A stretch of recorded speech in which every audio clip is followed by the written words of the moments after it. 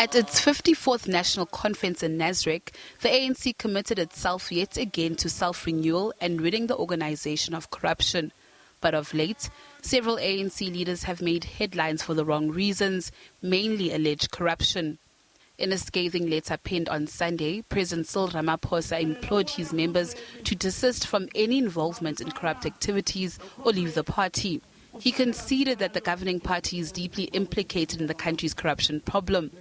But political parties have called on Ramaphosa to lead by example and walk the talk. Ramaphosa suffers from the same sickness. He has no moral authority to speak against corruption, and people facing claims of corruption while he fights tooth and nail to conceal documents which implicate big business and allegedly judges in buying his presidency. If anything, members of the ruling party should be enraged that Ramaphosa dares to call them to heed a conference resolution he is actively fighting against. The letter is nothing more than a word salad when the president has demonstrated most recently that corrupt cadres continue to be rewarded within his party and not removed from their positions and punished in accordance with the law of the country. The party faced severe criticism in the past week for redeploying former eThekwini Mayor Zandile Gumede to the provincial legislature in KwaZulu-Natal. Gumede is out on 50,000 rand bail for alleged role in a Durban solid waste tender scandal worth 430 million rand. Well, I think the suggestion does come from the president's letter itself, and it may be an attempt to try to address the Zandile Gumede situation because, as you've stated, it was a bit of an own goal, and we don't have to be very creative in analyzing this because we can see from the public response that the public was not very happy. The public found it to be an affront. One civil society organization believes that the only way to rid the ANC of corruption is to rid the party of the bad apples.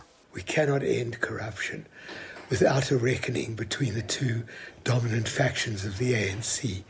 The one led by President Ramaphosa that has made some genuine efforts to tackle corruption, as outlined in his letter.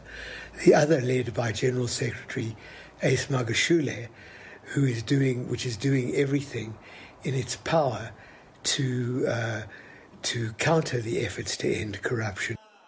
Meanwhile, the ANC has launched investigations into corruption allegations.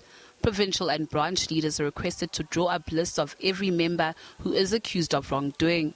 The party's Secretary General, Ace Magashule, has commissioned party leaders to declare their financial interests. The efforts that are being undertaken by the African National Congress are not targeted at certain individuals.